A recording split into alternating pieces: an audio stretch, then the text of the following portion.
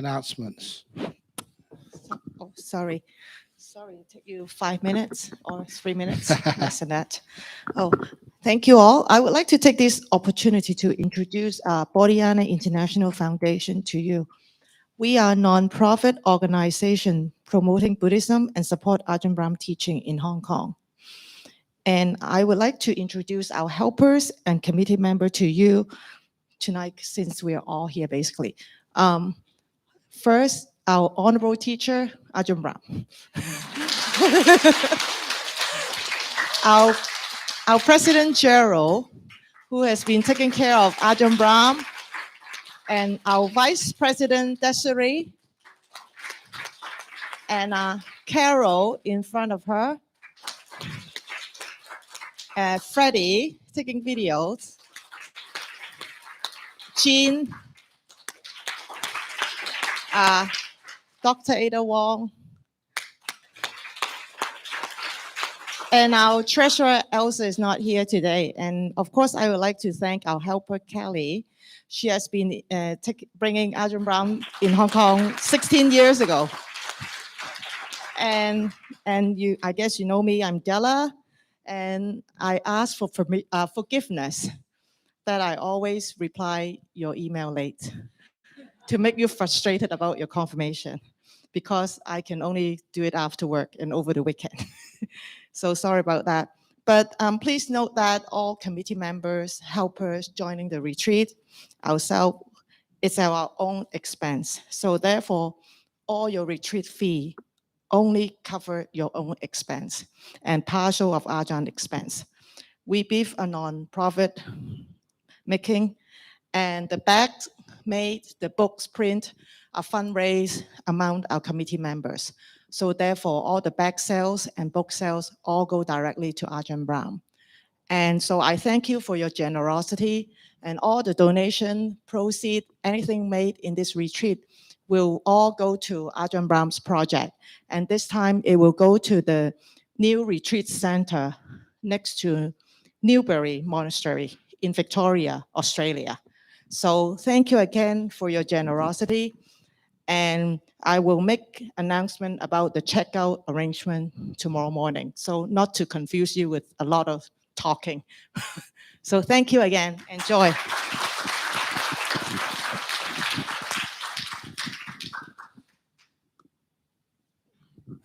Okay. And just that retreat center, which we're building in Newbury, it's actually inside Newbury Buddhist Monastery, just on a nice area set aside for that. And that is so that each one of you, if you can't get a place in the Perth Retreat Centre, you can try the Melbourne Retreat Centre. Those retreat centres are always really popular.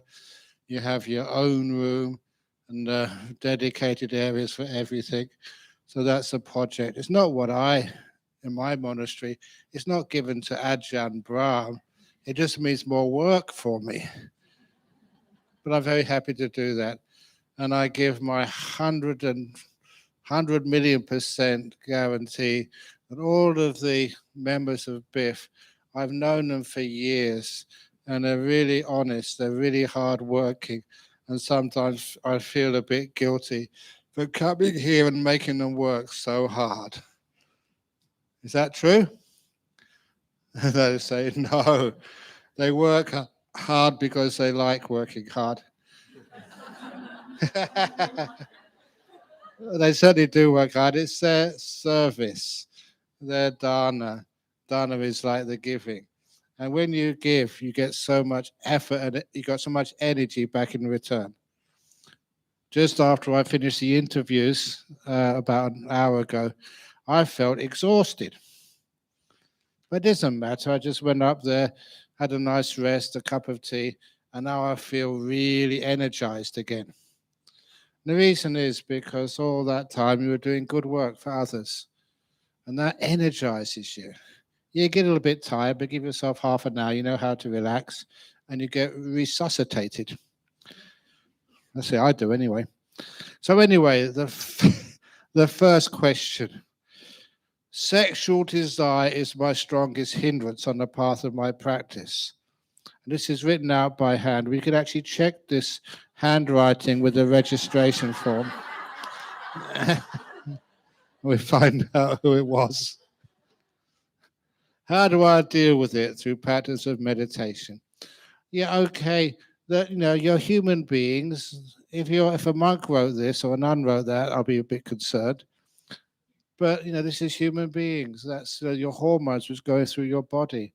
But as I said in one of the comments to the suttas today, that if you are troubled by that sexual desire, then look at the object of sensual desire and try and look at some of that person which actually basically turns you off. When a person becomes a novice monk, we always give them the meditation on the 5 external parts of the body: hair of the head, hair of the body, nails, teeth, and skin. This is hair of the head, this is hair of the body, another hair on your body, nails, teeth, and skin. Why? Because if you know your science, the hair you see on people's head, I'm looking at all your hair now, that is all dead stuff.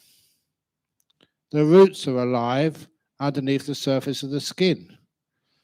The hair of the body is also dead. The live roots are under the skin. The nails, all the nails you see is dead. The live part of the nails, again, is hidden under the skin. Teeth, these are all dead. The live part of the teeth is the root underneath. And the skin, your skin, is dead. It's underneath the skin, maybe, I don't know, maybe a couple of millimeters underneath the skin. That's where the live part is. So, suppose you see, I don't know who you like, Taylor Swift, Freddie.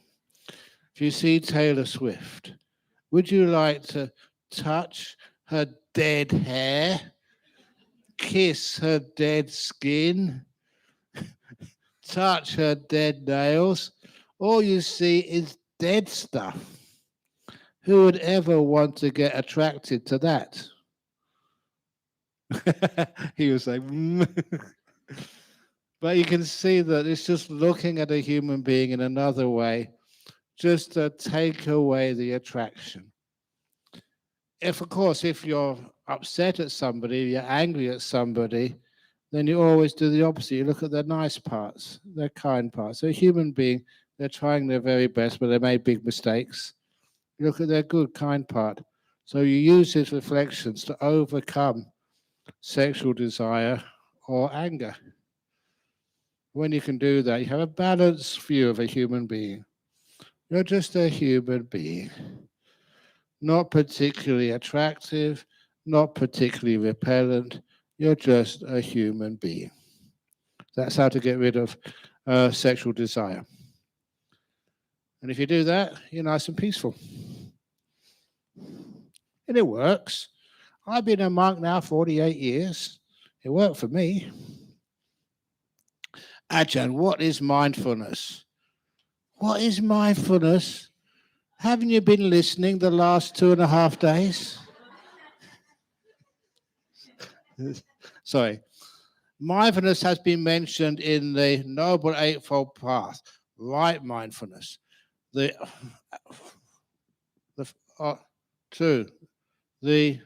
7 factors of enlightenment, etc.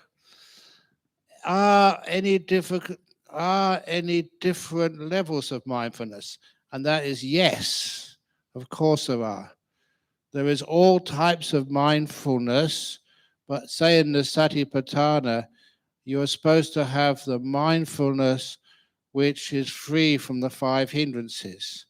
Vinaya, loke, abhijado, manasang. That's a prerequisite. Before you do the 4 Satipatthanas, you've weakened the 5 hindrances. So your mindfulness is powerful. So if you're going to do the Satipatthana say. And as the Buddha said, one of the first books I ever read as a Buddhist, I got it from the library at the Cambridge University Buddhist Society my first year, was the Satipatthana Sutta, the translation by these two Sri Lankan monks.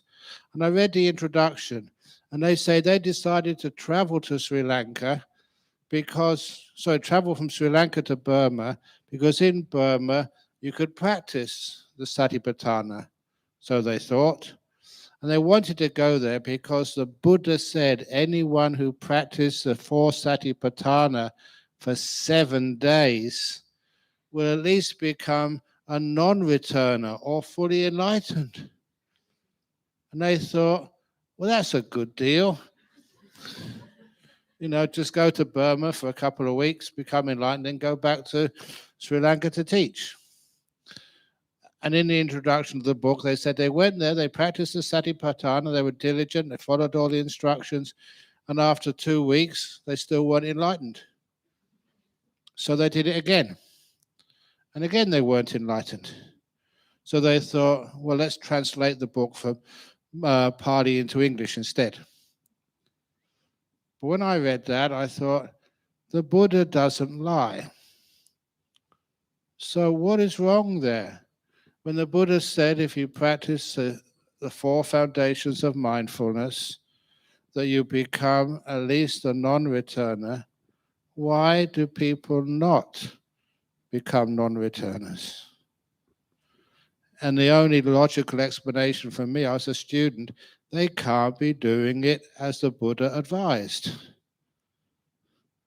And then when I learned my Pali, you saw the reason why. Because they were doing the Satipatthana without having weakened their 5 hindrances. That's why. They were going into it too fast without doing the preparations required to make Satipatthana effective. And that is the reason why. So that mindfulness, it has to get to such a strong level that you have not really got much desire left, no ill will, no restlessness, no sort of sloth and torpor, no doubt. Your mind is strong. People talk about mindfulness these days as if it's just one monolithic thing, rather than understanding that mindfulness has all sorts of different levels. How to be passionate about the practice and also relax to the max at the same time. I'm passionate about relaxing to the max. So it is the same thing. I really get into relaxing to the max. I appreciate your teaching last night that one can practice with eating one noodle. Just my mind doesn't want to do it when it sees all the amazing food, especially in the meal times. Just relax. Fine. But in all these meditation practices like watching the breath, when you practice watching the breath, is that all you do? Just watch one breath? When you do the noodle meditation, do you just taste one noodle? No. You taste one noodle and the next noodle and the next noodle and the next noodle. So thanks. That's a bit of a funny statement there. But anyway, I think you know what I mean. I understand the benefits of meditation, and I really want to be able to do it, but it's really boring. What should I do? So it's because you do something, it becomes boring. When your mindfulness increases, I mentioned this already, that every breath which you breathe in is different and unique. You make it interesting. One thing I tell people who say it's boring, I'll give you a test. People like tests in Hong Kong. They don't really like tests, but it gives them something to work towards. Are you good at tests? Some of you are. And you think, okay, what is a test? Well, you breathe in and out. Which is longer? The pause between the in-breath and the out-breath, or the pause between the out-breath and the in-breath? Which is longest?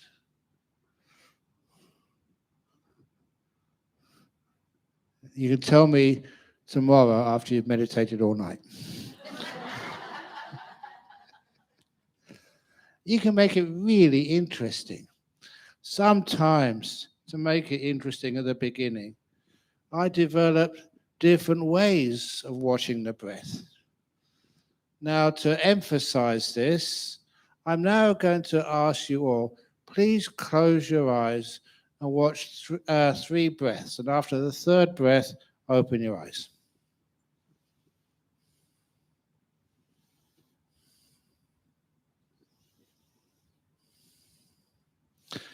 And I guarantee that you started with the in-breath and out-breath, in-breath and out-breath, in-breath and out-breath.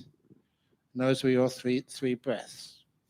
Now, when I say close your eyes, I want you to watch 3 breaths, but this time out-breath first and then in. Out-breath, then in. Out-breath, then in. Okay, and after the 3rd breath, open your eyes. So start.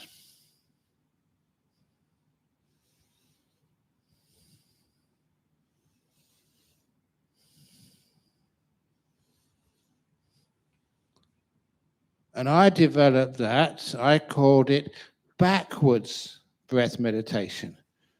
Breathe out first, then in. And you'll be surprised. It actually feels totally different than breathing in first, then out, in, out, in, out. Out, in this time. And if that doesn't work to make it interesting, you can do the 3 in breaths to 1 out breath.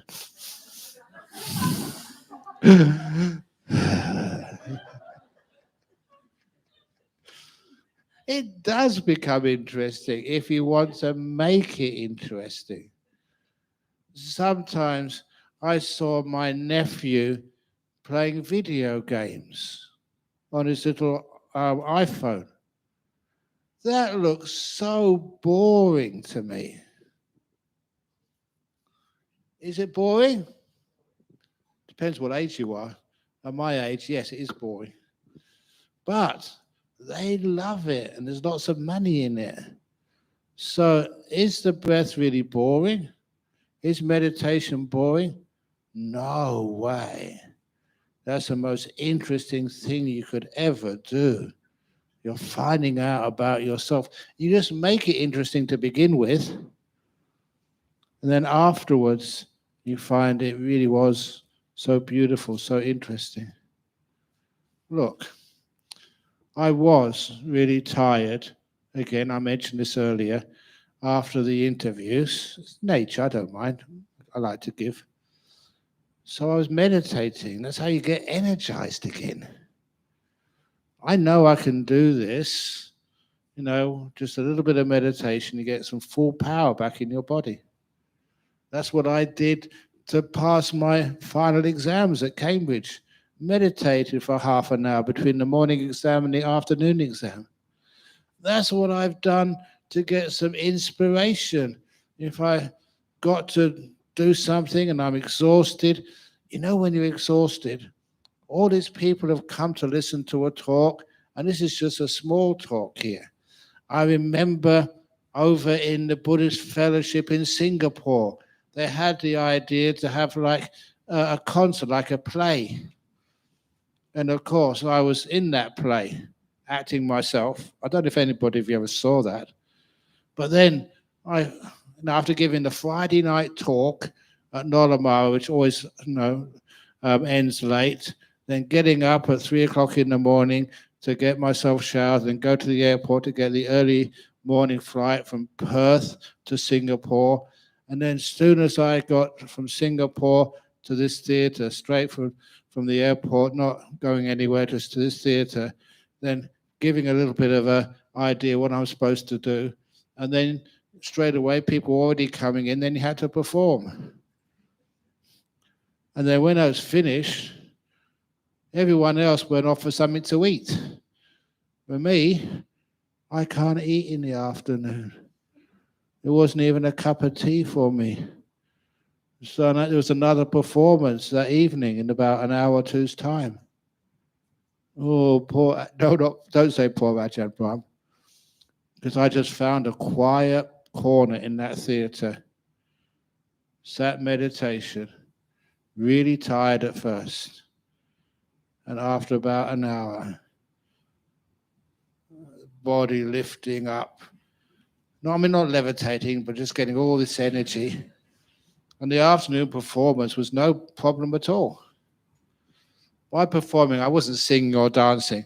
It was just this, it was very kitsch. This lady was saying just how she had problems with her relationship with her husband. And then after a while, that she found this book by this Western author, Ajahn Brahm, and that saved her marriage. And she said, I always would like to meet Ajahn Brahm, she said. It was all made up in the script. And that was my cue to come on the stage. I enjoyed it. It was a bit of fun. But nevertheless, that's how I overcome tiredness. By meditating. It's the most powerful thing I've ever learned. That's why I find it just amazing. If you find it boring, it must be my fault. I haven't sold it to you yet. You know that people have these sales things, and a good salesman can sell you anything. So anyway, this is legitimately good. Next question. Love to join this retreat. Love to join this retreat. Just know that inner happiness is so important. How about what if we can't find the inner happiness? Keep on looking. It's there. How can we achieve that? Just relax. Is it okay to achieve that? Sure. It's always there. I can't see why people can't find that happiness. Just think what you're not experiencing here. You don't have to go to work. When I'm meditating, no one can ask me any questions. When I'm meditating, nothing is bothering me. It's like being really peaceful. I enjoy it so much. Even the first time I meditated, it was only for 5 or 10 minutes. And I felt, wow, that felt good. There was a recognition that this is a beautiful way of calming your mind. And calming the mind was just a wonderful thing to experience. Peace. Peace at last. You know, sometimes, I remember teaching a retreat in Penang once, and it was the December retreat there, over the Christmas holidays. And where I was staying was right opposite, another row of houses. And they decided on Christmas, was it Eve or day? I'm not quite sure. The house opposite my room, it's in a monastery where I was, but the house opposite, they were Christians. They decided to celebrate Christmas with a karaoke party. And that's the first time I heard karaoke. And what was happening, because they were Christians, they were getting possessed by spirits. You know what I mean? And their singing got louder and more out of tune. But they all thought they were singing so beautifully. And it went on 11 o'clock, 12 o'clock, 1 o'clock. And I had to get up early in the morning to meditate with people. And from that time on, I mentioned about all these lower realms, mind-made realms.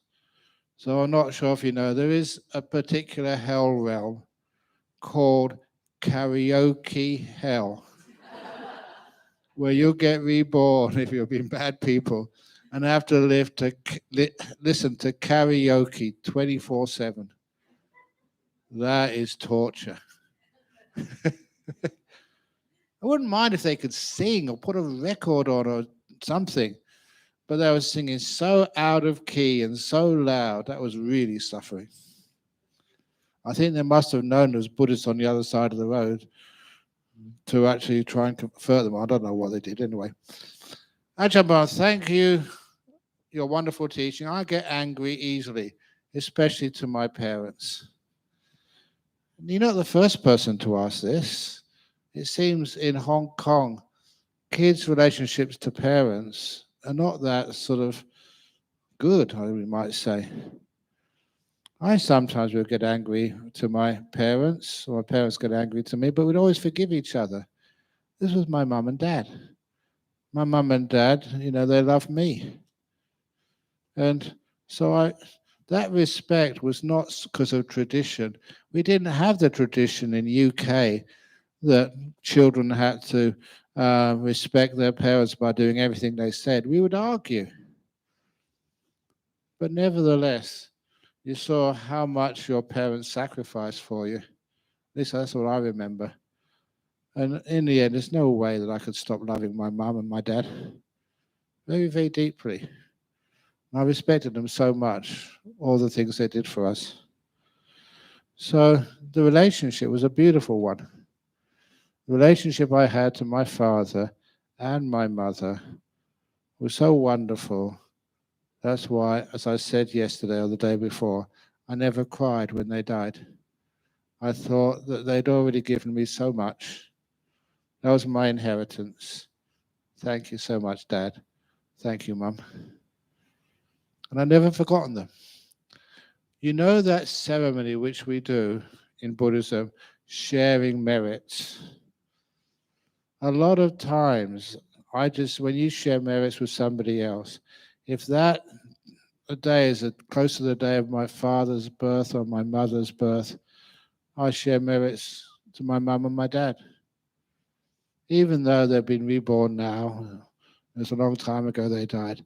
Nevertheless, they don't need those merits, but I still need to give them. It's my act of kindness and love to two people who meant so much to me and gave me so much.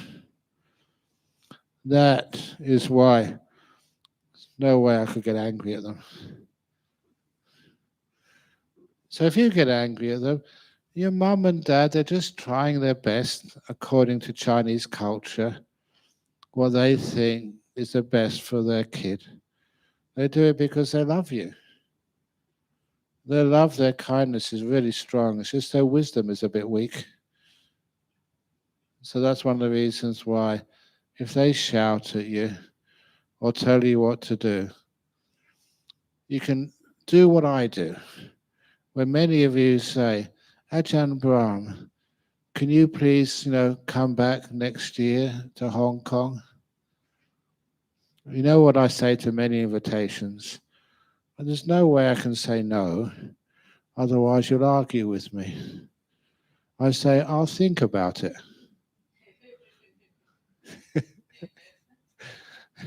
You know what I think about it means? Don't worry about Hong Kong. I am thinking about coming back next year. No more than that, I'm most certainly coming back. But by saying I think about it, you're not upsetting anyone. So you can do that to your mum or dad.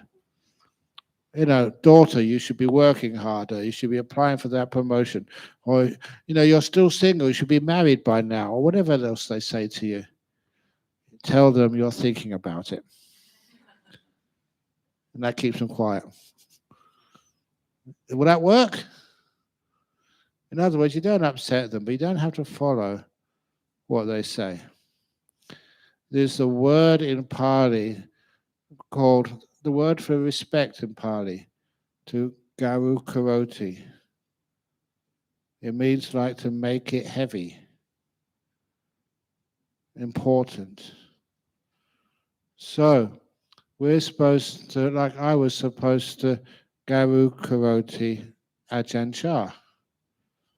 What that meant in practice, whatever he said, was more important than what other monks or other people said. So he's my teacher. So when I weighed up what I should do, What Ajahn Chah said was more heavy than what anyone else said. But if I had enough people, wise people, good friends, who said to do something else, they could outweigh Ajahn Chah's advice. And that's like with your parents. What they say is very heavy. It's important that your mum and dad. So what they say, if you put it in the balance, that's pretty heavy. But if you get another good advice which can outweigh them, fine. You don't need to follow their advice. It means you don't dismiss your parents. Oh, they're just old people, they don't understand. They are important, but other things are also important. They can be outweighed. I feel unsatisfied with myself. I always want to have more and better things and situation. Remember what I said about the being in prison. You want to have better things and better situations. Being free doesn't mean you have everything you want. Being free means you don't want anything. You're happy where you are. Please advise, how can I be relaxed to the max? It seems difficult for me to meditate at home. Please, however, can I improve? One thing you can do in your home, I mean, most homes have cupboards. Empty one of those cupboards, and that is your meditation cave. I know there's not much space in Hong Kong, but nevertheless, you don't need much space to meditate. Make that your meditation cave. You can lock yourself in. Don't tell your parents where you are and meditate in your cave. If you find a place to meditate and it's always there, it's amazing the energy it builds up. There was this one couple over in Perth and they bought a new house and I said, have you got a room for meditation? They didn't. So they actually built the meditation room under the stairs. And it was quiet under there. They had two kids, a boy and a girl. They told their children they're not allowed in the meditation cupboard. So they couldn't go in there and play. But the mum and the dad would meditate there in the morning or whenever else they had some free time. And over several years, that was their place, all set aside for meditation. And this is what happened next. There are two kids. Now, the boy was old, about 5, the daughter about 3 or 4. And just like any kids, just one day they had a fight. And it was the first time in her life the little daughter was punched by her brother. Not hard, but the little girl just burst out crying. It was an emotional shock that, people she loved, she probably just was teasing him terribly, but he hit her back. So she was crying. She ran into the house and she went into the meditation room. All by herself, she decided to do that because she felt that was the place to go when she was emotionally disturbed. I thought, what a wonderful thing. The mum and dad meditating there created an atmosphere of peace. And the kids knew that, and that's where they went when they were really disturbed. And those two parents were so happy their kids could use that meditation room whenever they needed to. Now I understand the importance of relax to the max, but I don't know how to relax in meditation and how to enjoy in meditation. Would you explain more on how? Thank you very much. Don't you know how to relax? When the doctor said, don't be afraid, relax. Why can't you? It's a good question, and it's a bit worrying that people in our modern world have forgotten how to relax. So, number one, don't worry about what other people think of you. If you can't relax, fine, just don't relax. Relax knowing the fact you're not relaxing. Don't push it, don't force it. How do you feel? How you feel now? If you can relax something, just let your shoulders droop. Loosen any belts which you have around the waist. Let your hair be all messy. Just let your robe fall down. Make sure your legs are just nice and comfortable. Try relaxing your body first of all, so nothing is held tight. One way I relax my shoulders when I meditate. You can follow me if you like, just try it out. Scrunch up your shoulders as much as you can. Really scrunch them up, really tightly, and then let go. You just relaxed. You usually find your shoulders are more relaxed than when you started. That's one way of relaxing to the max. And you can find other techniques, but at least you know what relaxation is, how it feels good. And also, this years ago, when I was teaching in in Australia, Australian Association of Buddhist Counselors and Psychotherapists. It's pronounced ABCAP. Ajahn Sujato nicknamed it Madcap. But anyway, when I was going there to give a lecture, another lecturer, she told me that she was making a fortune by teaching people how to do this body sweeping meditation, which you can get online. I teach that for free every Friday evening. Charging people for doing this, a typical Buddhist meditation, and calling it sleeplikeababy.com. Curing people who had difficulty going to sleep at night without any medication or any sort of chemicals. And she said 100% success. And she would charge people, not that much, but there's so many people because it was online. She said she's making a fortune on that. How to relax to the max. Just by being aware of your body and learning how to relax it.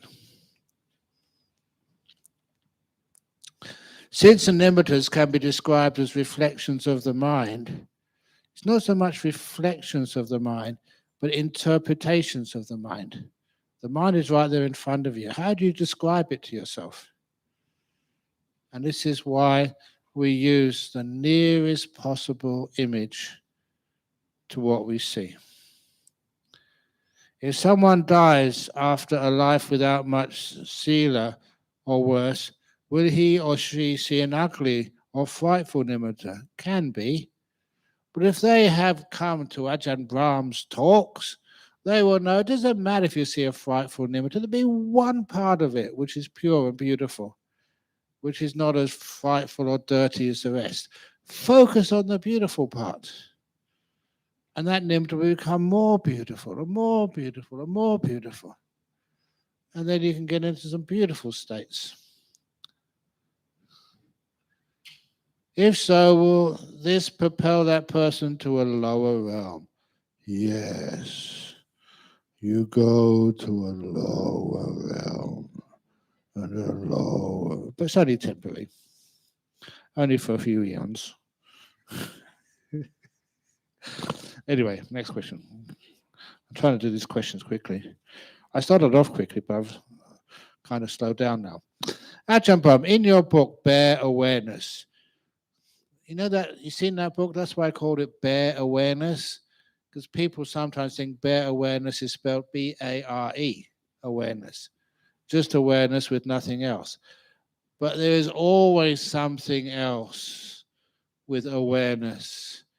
Unless those 5 hindrances are fully gone, your awareness is always very selective.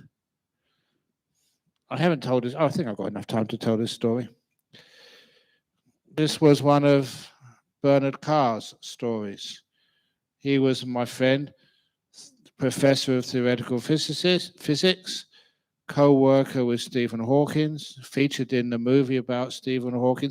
He told me that because he was featured in that movie of Stephen Hawking, he was invited to the premiere of that movie in Leicester Square. And so he had to walk the red carpet. He said it's the only time in his life he's gone to a premiere of a movie and walked the red carpet. So he's one of my mates from Cambridge. But he's also the member of the Psychic Research Society. They don't just go looking for ghosts. They did this experiment at Imperial College in London.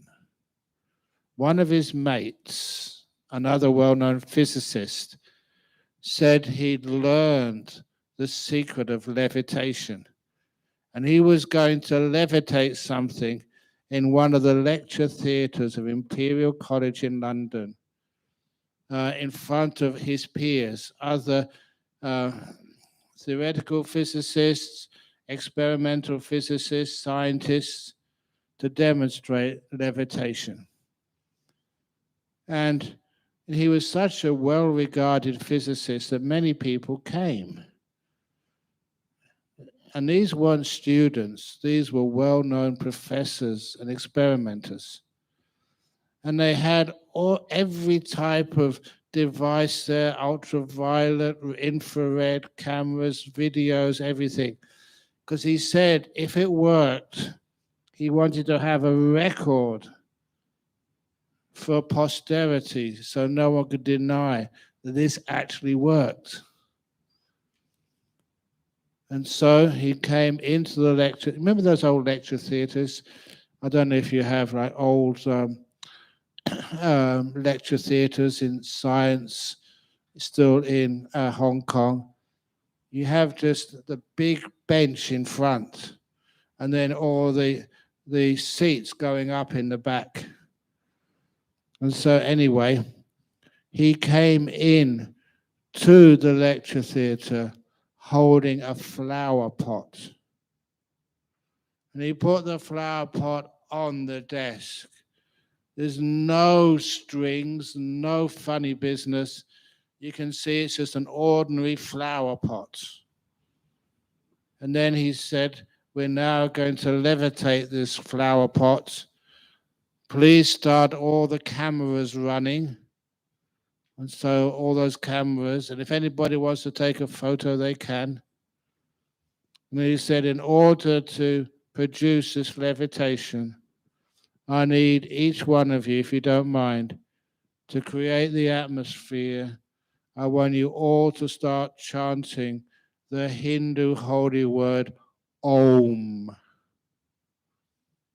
You know, when he said that, I would have loved to have been there to see all these crusty old professors chanting Om, Om, Om. But they did that, they complied. So there they were, all chanting Om, Om, Om, Om. And then the flower pot rose into the air. It worked. They levitated it.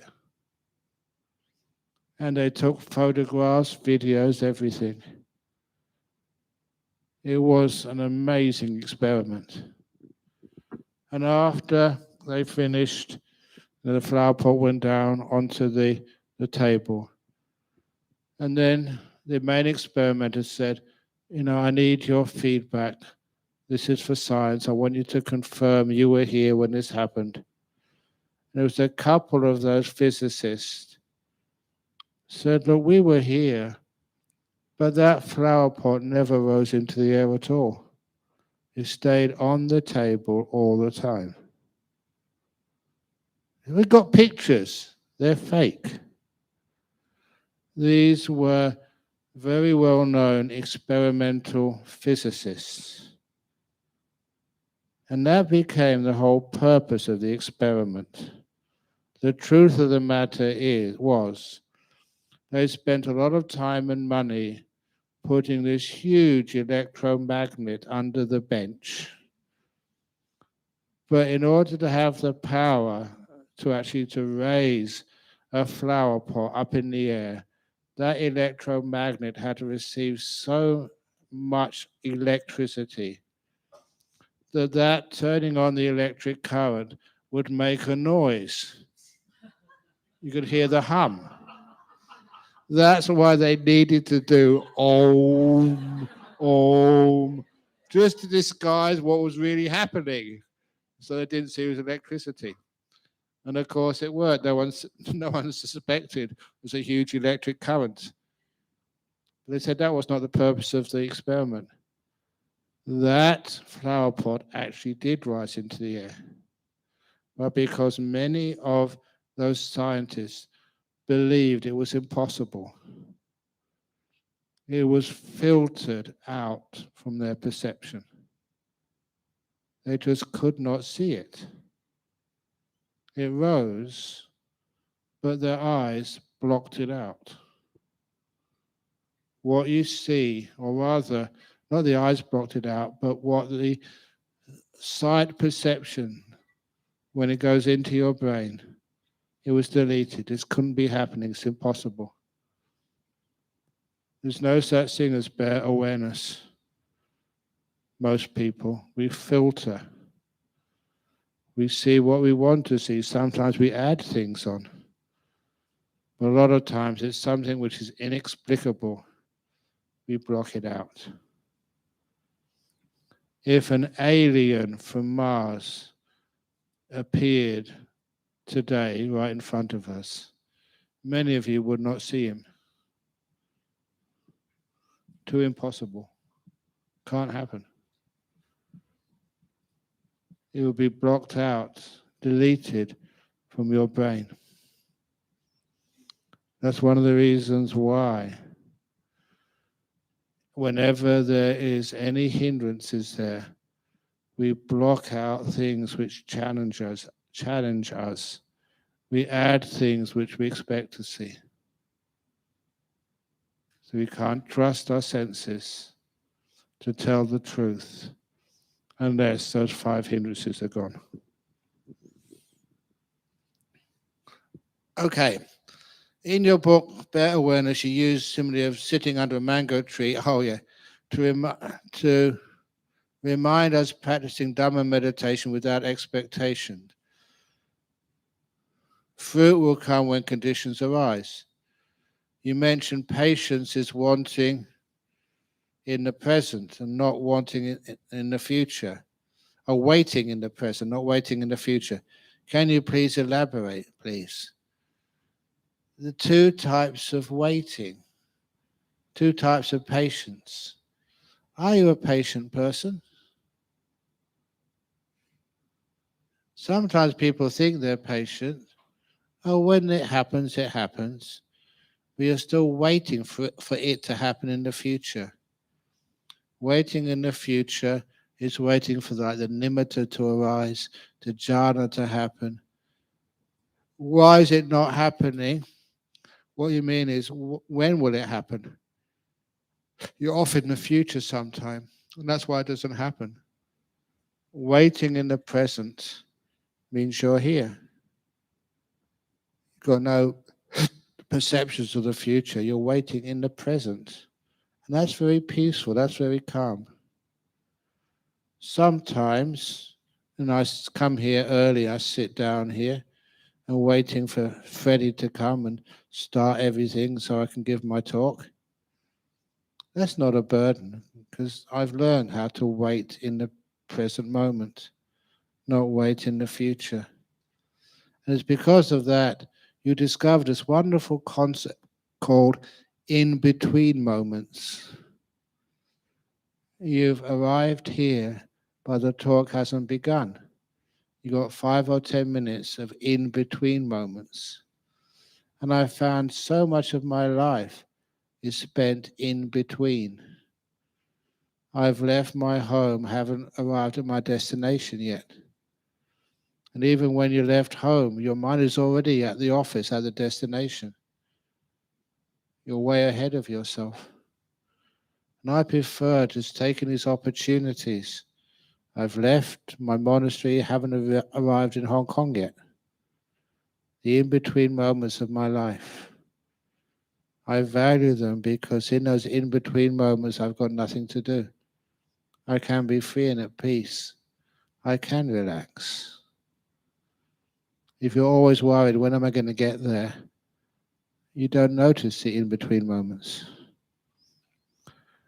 But that waiting in the present moment, that's very comfortable. There's no stress there. Waiting in the future, there's a lot of stress.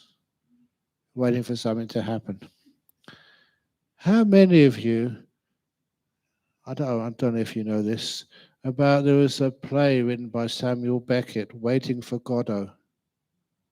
You seen that one? Oh, excellent.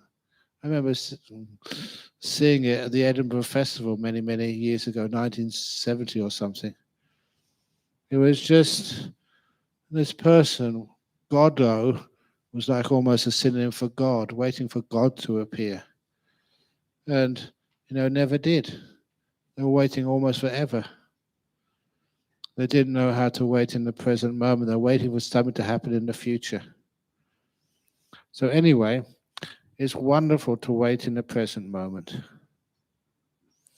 If waiting would lead to wanting, waiting in the future is wanting. Waiting in the present is no wanting at all. You're here. Can you advise how to wait without expecting anything, without wanting? Easy. I've lived enough years now that now when I wait wanting for something, it doesn't come. When I wait in the present, not wanting anything at all, it's amazing how many things come which I never expected. Great gifts which I never expected would come, but they do. That's one of the reasons why, at the beginning of that question, you use the simile of sitting under a mango tree. And that was adapted from the simile which I got from Ajahn Chah when I first went to Wat Pah Pong 48 years ago. And he said that his monastery was like a mango orchard. And the mangoes had been planted by the Buddha. And straight away I thought, this is crazy. There's no mango trees in this monastery. And if they were planted by the Buddha, never came to Thailand. And if they were planted by the Buddha, that's 25 centuries ago, they'd be dead by now. That's the sort of mind I had, critical. So those mangoes were planted by the Buddha, and there is so many mangoes on those trees, and they're ripe, they're delicious, but you can't reach them. If you throw a stick up, the mangoes won't fall. If you get a ladder and climb up those mango trees, you won't be able to reach those mangoes. There's only one way to get the mangoes from the trees planted by the Buddha. That is to sit underneath them, perfectly still. Remember that, perfectly still. Hold out your hand and a mango will fall. Such is the compassion of the Buddha. Please, I respect Ajahn Chah. I thought that was absolute rubbish. And I forgot it for years. And then when I learned how to meditate properly, I realized what a beautiful simile that was. And that's one of the reasons why it came back to me. All the stuff which is taught, you think you forget it or you don't understand it. That's not how the brain works or the mind works. If it really is important, it's like planting the seeds in those deserts in the middle of Australia.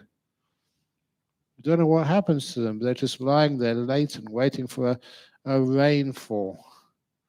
When the rain does fall, they germinate and the deserts become full of wildflowers. It's like miraculous. And that's like those teachings I got from Ajahn Chah. I dismissed them, rejected them. But they never went anywhere. They were just waiting until I woke up and became wise. And then you saw them. And so that's why I wrote about them in one of the books somewhere. So I just wanted to share that with everybody. And you may think that if you try that with a real mango tree, it doesn't work. You can sit there for hours. No mango falls. If it does fall, with your luck, it probably falls on your head, not on your. But nevertheless, that's actually so true. What Ajahn Chah said, that's how it works. Sit perfectly still, hold out the hand of compassion, and then jhanas, enlightenment, it just falls into your hand. It's weird. You don't do anything. If you do something, you're not still. And it means the mango won't fall.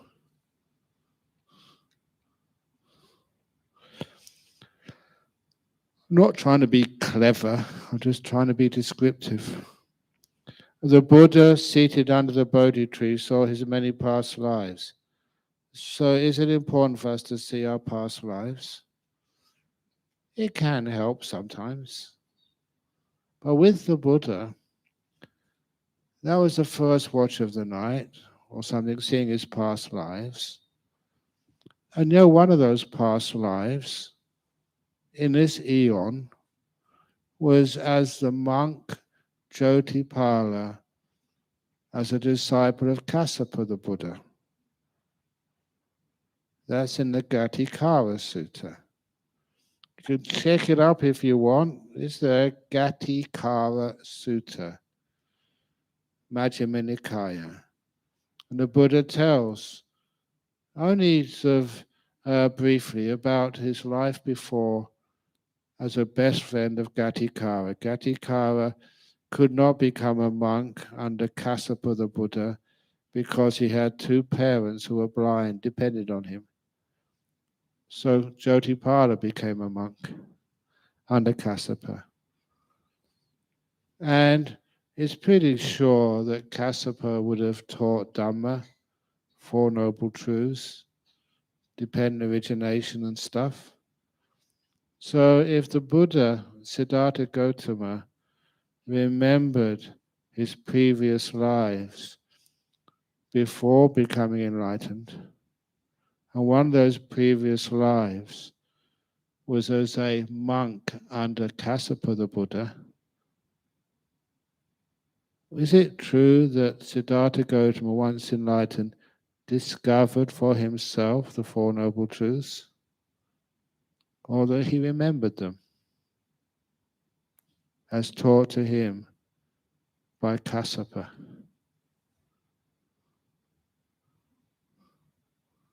I'm not going to answer that because I'm going to let you figure that one out.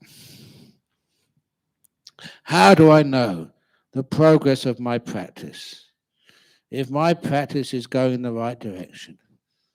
Error number one, it's not your practice. We keep on saying my practice, my meditation. Whose meditation is that? All the words I'm saying here, is it my wisdom I'm teaching you today? Many years ago, when I gave a huge talk over in Singapore to about 5,000 people in this, it was a Suntec City Convention Center. There was just Ajahn Brahm, nobody else. They had it all well organized, a big stage. And as I was walking up there and saw how many people had given up their evening to listen to me, for a few seconds I thought, this is really dangerous, Ajahn Brahm. There's so many people there expecting something. What if I disappoint them? And all these people have gone to so much trouble, would be very upset. But even worse, what happens if I inspire them? Ajahn Brahm can get so proud and arrogant. There's a danger. And then I thought, Ajahn Brahm, who's giving the talk this evening? People may think it's Ajahn Brahm, but I say it's my teacher Ajahn Chah. All this wisdom was caused by him. So I say, I take no responsibility for the talk this evening. I'm teaching this because I was trained by Ajahn Chah. And I said, he's giving the talk, even though he had died. Do you understand that? That made me feel this is not my talk. It's not my wisdom. It's not my deep meditation. I'm just trained, conditioned by my teacher. I will train others later on. So say Freddie later on gives a talk. It will be just, you won't be giving the talk. It'll be me, because you'll listen to me for such a long time. You don't have to be proud. So, progress in my practice, the more you disappear, the more you let go, the more you're not, then the better your practice is going. If somebody comes along and says, my practice is really good, I've got deeper meditation than anybody else, I'm fully enlightened, then that's a dead giveaway that they're nowhere near enlightenment. This is your sense of self disappearing, vanishing. No one there. So any pride, any ego, any possession, this is mine, disappears. That's how you know that your meditation is going well. How to overcome my urge to be better than the others? Oh, please. If you become better than the others, then you'll have to do all the hard work. If you are better than the others, don't admit it. People who are proud and say, I can do the computer better than you, Freddie. You'd love to hear that, wouldn't you? Because then they could do all the hard work. You could have a rest. or Ajahn Brahm, you tell me that you are more enlightened than I am, so you can give the talk. Would you like to do that? Now, sometimes, why do people want to be better? They're not better. Definition of an enlightened being. Would you like to know this? In one of the sutras, I cannot remember where these sutras are, I just remember reading them. But in one of the sutras, this monk came up to see the Buddha. Ananda was sitting next to him. And the monk said to the Lord Buddha, one who is enlightened never thinks they are better than anybody else, never thinks they're worse than anybody else, and never thinks they're the same as anybody else. And the Buddha said, yes, that's correct. And he bowed 3 times, thank you, thank you, thank you. And another monk came up and said the same thing. One who's an enlightened, an arahat, never thinks they're better, never thinks they're the same, never thinks they're worse than anybody. Yes, said the Buddha. And then the Buddha turned around to Ananda and said, those are 2 newly enlightened monks, arahats. That is how arahats tell me that they are now enlightened. They never think they're better, never think they're worse, never think they're the same. So if you want to be better than anybody else, you're going in the wrong direction. Don't be better, don't be worse, don't even be the same.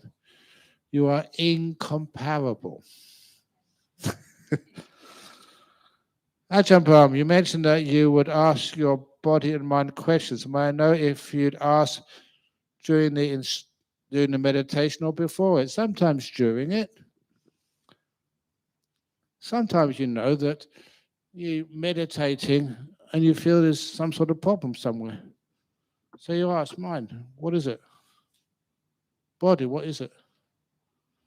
You don't make a big conversation about it, just a simple suggestion.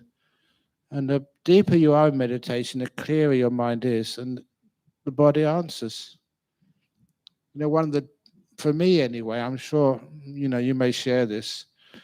Sometimes you're peaceful, but something is missing. It's not really going inwards. And a lot of times, I know my mind. I ask it, you're wanting something. What do you want? And I know that. And after a while, there's something I want, and that is blocking me. When I see it, I let it go. And then you go really deep. There's always something you want. Some people said we should not ask any questions in meditation or intend for the answers. What are your views on this? People say all sorts of things. I say one thing, somebody says another thing, somebody else says a third thing. I told that story because Ajahn was going over to Poland. They want to start a society there, Theravada society. And there's many people there want this to happen. But of course, they needed lawyers in there to make sure the constitution is drafted appropriately. And they had two lawyers, two good young Buddhist Polish lawyers to do this job. And they said, if you ask two Polish lawyers a question, you'd always get three answers. Only two lawyers, they always give three different answers. That's how difficult it is to work with lawyers. Is any lawyers here? Oh my goodness, I'm going to get sued. So that's just how people can always see different sides of things. I was given the advice, if ever we need any lawyers to help with anything to do with Bodhinyana Monastery or here, anything to do with birth, Gerald, please get a one-armed lawyer who's only got one arm. You know why? Because lawyers usually say, well, on the one hand, you can do this. On the other hand, you can do something else. If they've only got one arm, it's much more simple. If the point objective of meditation is to relax to the max, why don't we just sleep? Have you ever seen anybody sleeping? Are they relaxed? They move this way and that way, and they talk in their sleep. They drool, they snore. To me, that's not relaxing. But sometimes you see people who are meditating, and they really are still. They don't move. In sleep, you're always moving. You may not notice it, but your partner probably does and gives you an elbow. Stop snoring, stop talking in your sleep. Okay, that's yesterday's questions. Oh my God.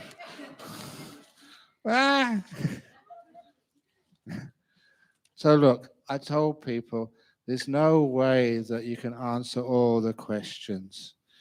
So those questions I don't answer, there is a reason behind that. And that is your karma is not good enough. Not my fault. Anyway, thank you for sharing with us the Buddha's teachings. Enlightenment is natural without will. That's a good question. It is such a beautiful natural teachings. Oh, yeah. After Dhamma talk, I went back to my room and lied down. While I was half asleep, I had a dream that my wife sent me a copy of your translated sutta. I felt so peaceful from receiving the sutta that I fell asleep with no more dreams or thoughts, drowned with peacefulness. When I woke up, still felt very peaceful. Can I get a copy of your translated suttas? That's wanting. Yeah, you got the translated. Is it okay to just Yes. share those shooters that you talk about to everyone, but Yeah. asking them not to share further? Yeah, sure. Just share. But just remember, just please don't analyze them and find out what you think are all faults. I say that because I get so many emails back that, sometimes you just get too many, I can't answer them. So just read it. If you don't like it, just read the sutta yourself and translate it for yourself. Dear Ajahn, usually how long would it take for one to be reborn? Sometimes it takes people many, many years because you've got to die first before you get reborn.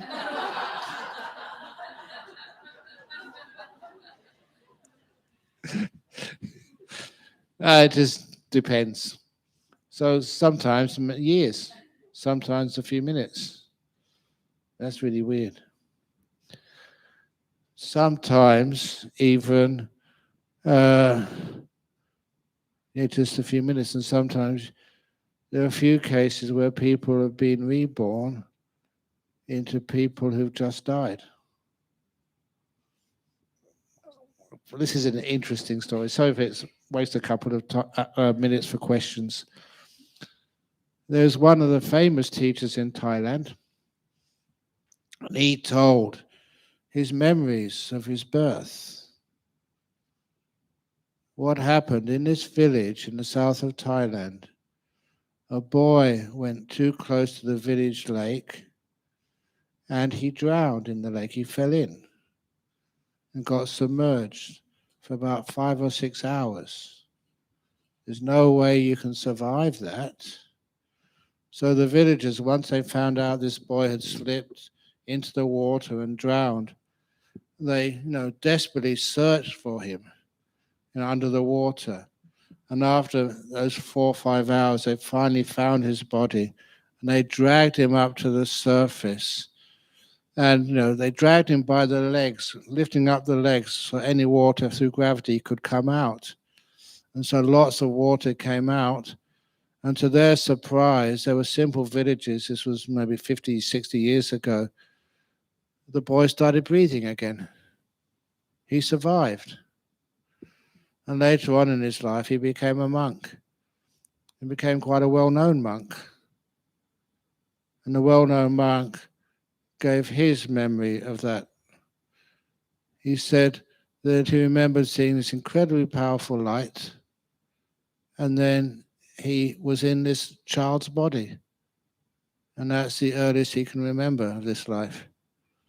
In other words, he got reborn into a young boy's body after this young boy's body had died. This is weird stuff, but this was a well-known monk.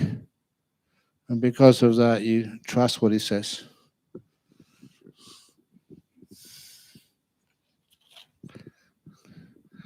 Should we observe how things originate and fade away depends on conditions during daily practice? You can do that, because what that does is everything arises and passes away because of conditions. So it can't be permanent, can't be yours. But much of that you already know. What about mind consciousness? What is the cause and condition for mind consciousness to arise? It's Nama-rupa. So said the Buddha. Nama-rupa is basically objects of consciousness. When the objects of consciousness cease, so does the mind cease. Mind is not a permanent thing. It's a process. It arises when mind objects come in. When mind objects stop, then mind stops. Now that's controversial for many people. That's how the Buddha said it. It's up to you to check me out. One of my best friends is very attached to Feng Shui and fortune telling. His travel plan, work, where is he going to live, etc., must consult a Feng Shui master. Do you think it's a bit of superstitious? How can we get out from superstitions? The thing with superstitions, you go and see a Feng Shui master, sometimes he's right, but most times he's wrong. There was one of the famous Sri Lankan professors. What's his name again? He died in his 40s. One of the professors over in Perth was one of his best friends. He said how he died. He said he went to one of these mediums in Kataragama in Sri Lanka. There's a famous place for mediums there.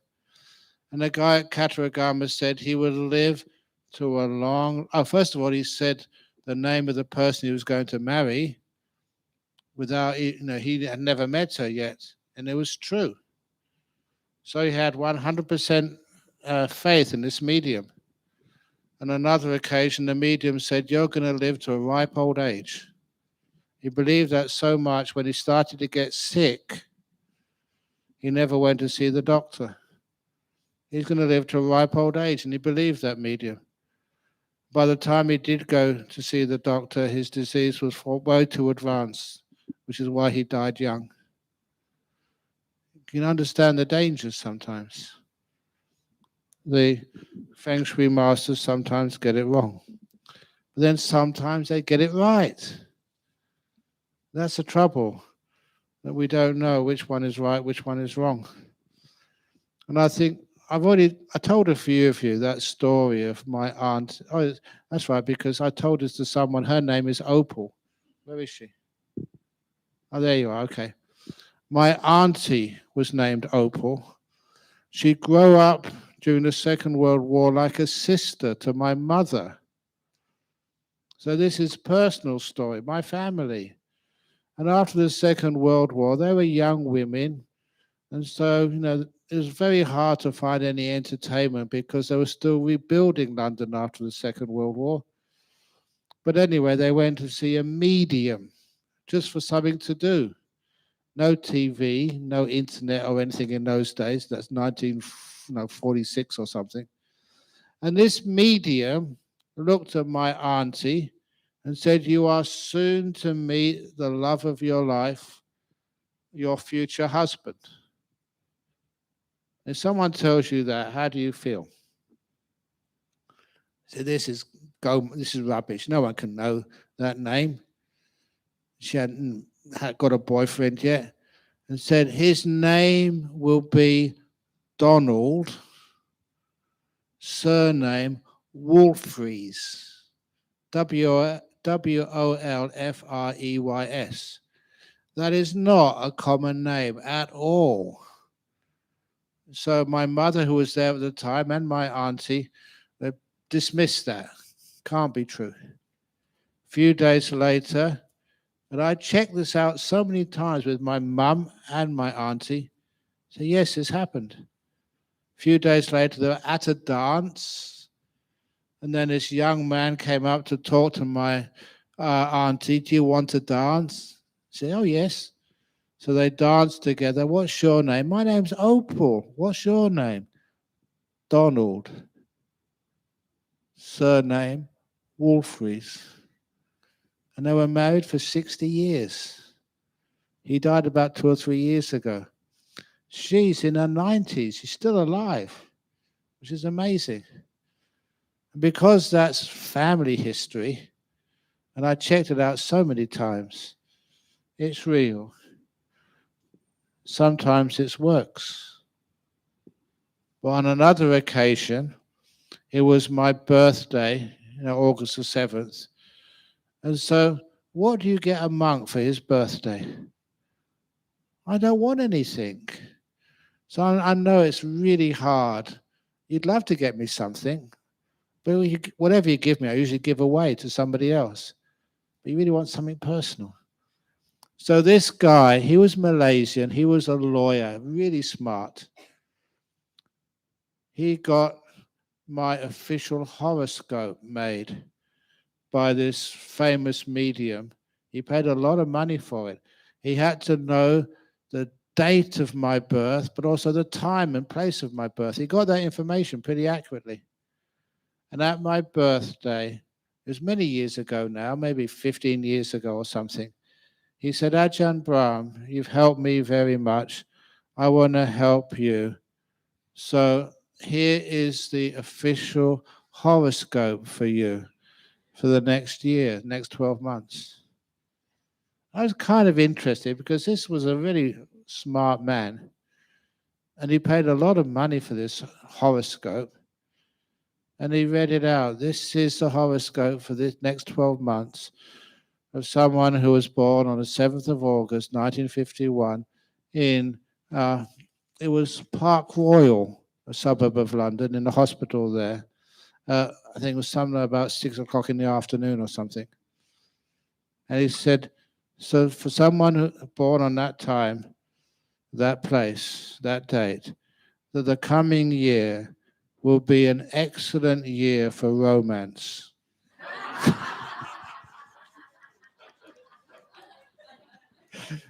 And everybody, including me, cracked up laughing. I'm still a monk, so it wasn't right. But it was a very nice present. I will never forget that. Anyway, the sutta you taught in Sunday afternoon mentions that happiness comes after, free from regrets, and then joy. Is it mudita? No, joy is piti after happiness. Could you elaborate what is the difference between happiness and joy? Other terms also confusing to me. Some translations say that pleasure is the same as happiness, sukha, etc. Or should I not be so meticulous? Don't be so meticulous. In other words, instead of just worrying which one is joy, which one is happiness, which one is bliss, just experience them. The whole point of that sutta was saying that this happens naturally, and there's so much happiness in this path arising naturally. Now, said that sutta especially because some people in their interviews say, yeah, they can be peaceful, but they can't find the happiness. Where is it? The Buddha says it's there. So keep looking and you'll find it. To me, it says something really strange, that some of us have been almost like conditioned. The religion and happiness don't coincide. That you go to a religious place to be told off. To be told off, if you don't change, you're going to go to hell. And hell is going to be a terrible place. And that used to be, when I went to church, only to sing in a choir, all the seats, none of the seats had cushions. This was in UK, it was freezing, had stone walls everywhere. And then the priest would always tell you how bad you were. That's not good marketing. So anyway, but this is not just marketing, this is truth. Real spirituality should have lots of happiness with it. And the meditation to get happier and happier and happier and happier. Different stages of bliss. Okay, better keep going. Dear Ajahn, a follow-up question. Can we say what we call the will is the collapsing of the Schrödinger equation and the state of unconditional love is the opposite? No, you can't. Nice try. That make any sense? Didn't. I don't know. Anyway, Ajahn Brahm, you teach us meditation being something good sleep. Oh, teach us meditation will bring us good sleep. I did fall asleep with your guided meditation, and still I have lots of dreams, sometimes even scary dreams. I try to laugh, humiliate as you teach us to calm myself. Why? What is missing with my meditation practice? Many thanks in advance. Meditation to bring you good sleep, but please only the first part of the meditation, the letting go part and relaxing your body.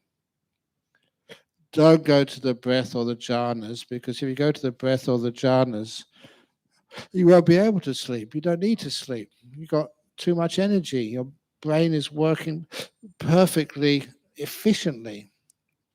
You don't need to rest. Scary dreams, and sometimes even scary dreams. If it's scary dreams, I don't know that when you went to sleep, it may have been too much force trying to watch your breathing. If you can relax when you watch the breathing, you don't get scary dreams. But if you try and hold it and force it, then those dreams may get scary. But it doesn't matter. If you have a scary dream, please take a notepad next to your seat, write out all the details of the scary dream, and send it to Steven Spielberg in DreamWorks as a nice plot for the next superpower movie. Because they're running out of plots. You know, they got Ant-Man, they got Superman. They've never yet they've got Scorpion Man. What about Centipede Man? What about Centipede Girl? What about Mosquito Boy?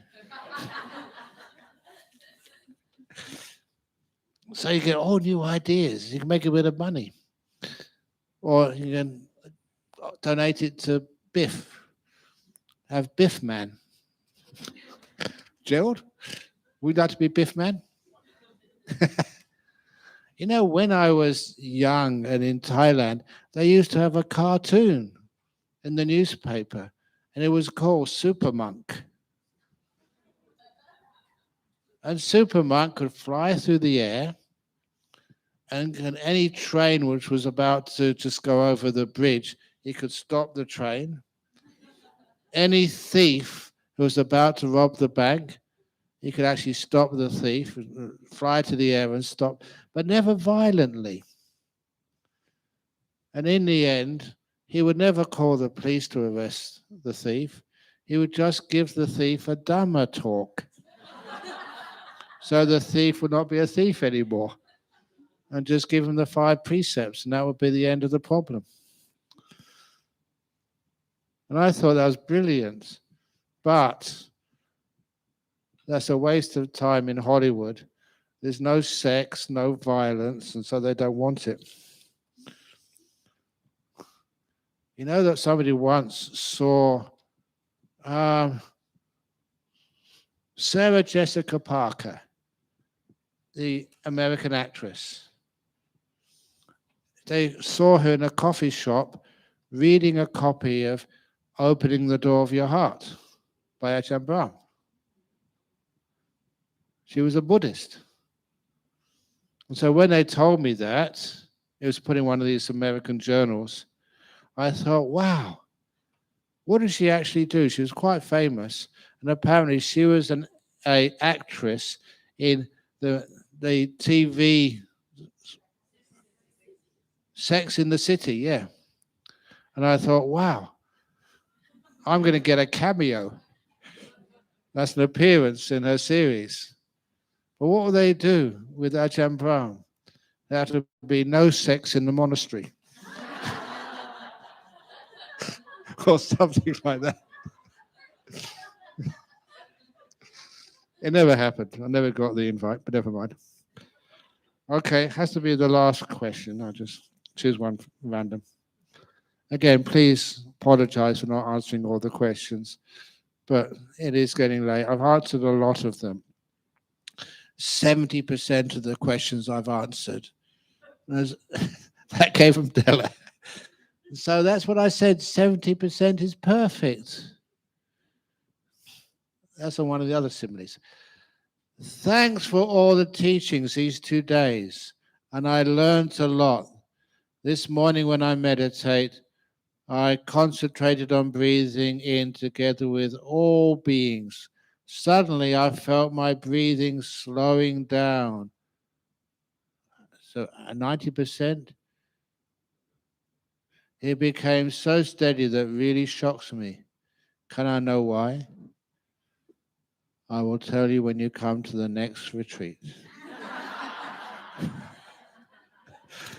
That's the advertising for coming to Biff again. Now, why it came up? Because you meditated well. You got a paycheck. And that's for all the work you've done on the previous meditations as well. It's not just because what you did then, it's what you've been doing, the meditation before and before that and before that. So thank you all for listening, and thank you all for letting me not answer the other questions. I never feel good about not answering people's questions, but that makes me even more tired. And so I just leave it there for tonight. And the other questions, I'm sure you can find the answers by looking and listening to the talks we've already given. I'm sure I've mentioned the answers before. It's sometimes, though, that I didn't understand them. But I've answered many questions, and hopefully that wisdom will go deeper and deeper and deeper. And eventually, that you'll be able to tell other people the answers. And please, yeah, okay. So, okay, oh, come on, do it properly. 1, 2, 3. Sadhu, sadhu, sadhu. Thank you. Okay. See you later. Good night.